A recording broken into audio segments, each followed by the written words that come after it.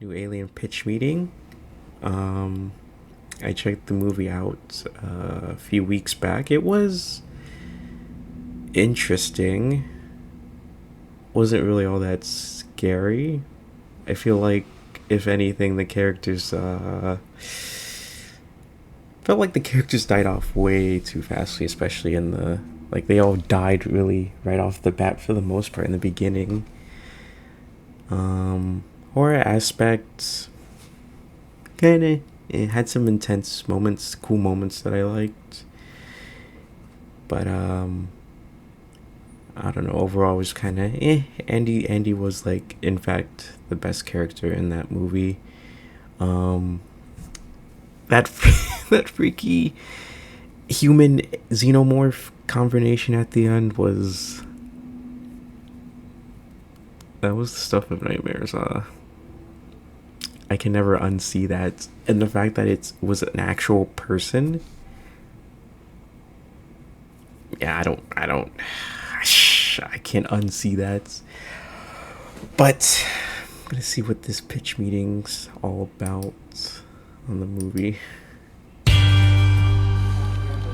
So, you have a movie for me? Yes, sir, I do. I was thinking we'd do another Alien movie. Oh, it has been a couple of years since we had an alien burst out of someone's chest. And like 45 years since the original. What? That can't be right. 45 years? Oh, I don't like how time works. It certainly does seem to keep marching Jeez. on. So at the beginning of this movie, the space probe is going to visit the wreckage of the Nostromo, the ship from Alien. Kind of seemed like that thing was absolutely vaporized by explosions. Yep.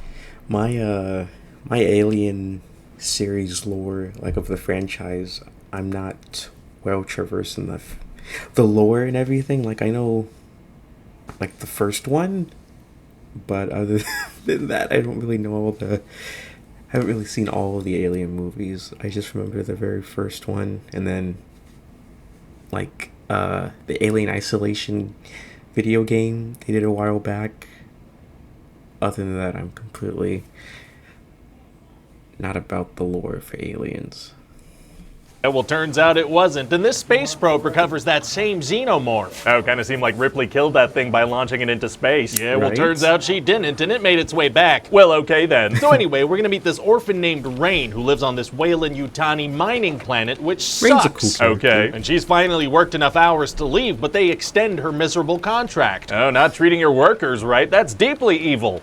It is. Oh, come on. Don't give me that look just because I That's too desperately real. want to replace you with AI but haven't yet figured out the correct PR angle to make it seem not dystopian. All right, so anyway, she lives He with said, her brother "All right." Andy, who's an android that her father left for her before he died. Very sweet. And one day her ex-boyfriend Tyler comes to her with a proposal. Weird environment to get married in. No, see, he's heard What? about this spacecraft floating above them that contains cryopods, which would let them leave to a planet that's 9 years away. Oh. Yeah, and see, they need Andy to come along because as an android, he can open doors and whatnot. So they take off as a little squad. Hey, who else is in this squad? Well, there's Tyler's cousin Bjorn, who hates his androids. cousin. I There's thought his it was, his girlfriend brother. Navarro, and then there's Kay, They were who's his dating? sister, who's pregnant. I imagine we'll learn a little more about them than that. Not really, no. Hey, who's his sister? And Bjorn, who hates androids. There's his girlfriend Navarro. I did not know they were dating. Huh. It doesn't really matter. And then there's Kay, who's his sister, who's pregnant. I imagine we'll learn a little more about them than that. Not really, no. What about the pregnant lady? What's her deal? She's a lady who's pregnant. Okay, they- well, I trust the none of it- pregnancy will go smooth. None of it matters. They all die so fast.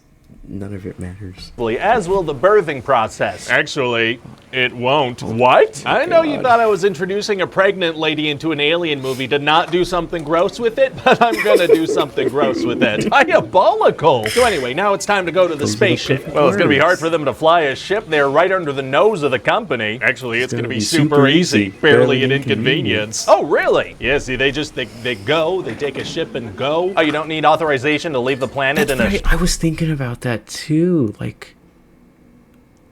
Because Rain wanted to get off the planet or go to a different planet where there was actual sunlight. And these groupers are going on this mission for cryopods or whatever. And they can just leave the planet.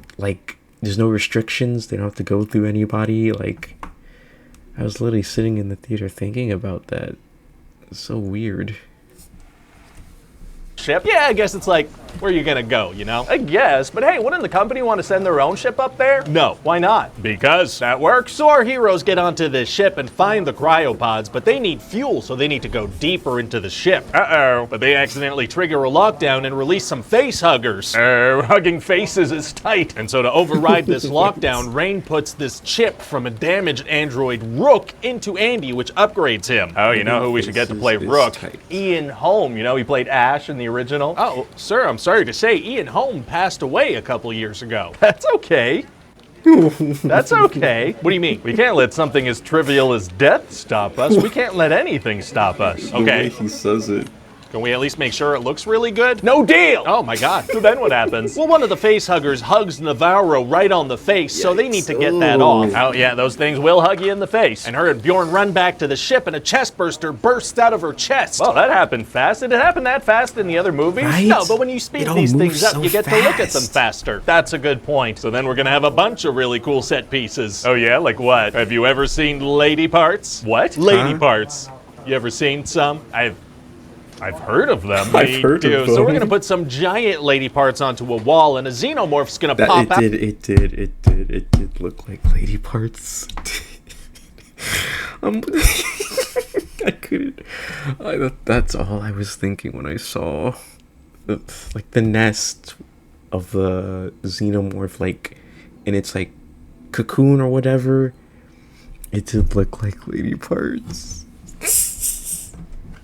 Out and stab Bjorn in the eye. Oh my Oh, god. And their God. ship they arrived on is going to crash into the hangar of the big ship. Oh wow, what are the odds it would crash right into there? 61%. That's a pretty specific number. Oh, it's a pretty specific place to crash. I guess that logic tracks. And also, Rain and Tyler are going to get some guns. Oh boy, here we go. Yeah, but if they shoot any of the aliens, they're going to bleed acid blood, which will burn through the hull of the ship and cause an explosive decompression and kill everybody. Oh, it's gonna be tough for them to kill aliens without using guns. Actually, it's going to be super easy. Barely an Barely inconvenience. Oh really? Yeah, see, what Rain does is she uses her gun. What? In zero gravity. Oh.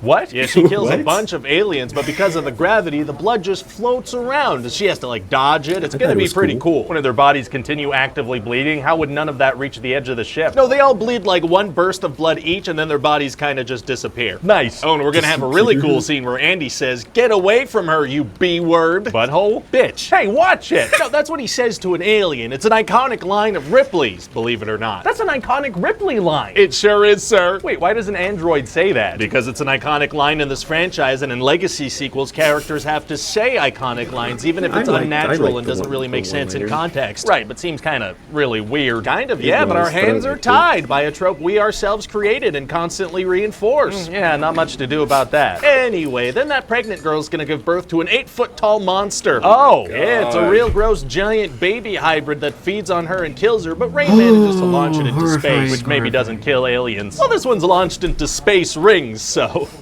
you know, I'll bring it back if I want to. Fair enough. So what do you think? Sounds like a great time. This will be a great fit to go directly to Hulu. Oh, I Wait, kind of what? thought this would be a theatrical release. I don't know. Alien Covenant didn't do Hulu. so hot in theaters. Yeah, but I don't know. I kind of feel like people might head to the cinema if we go back to basics, you know, dark space horror, no nonsense. Okay. Box office easily beats. Ooh. In less than 2 weeks. That's good. That's good. And I already heard they're in talks for a sequel already.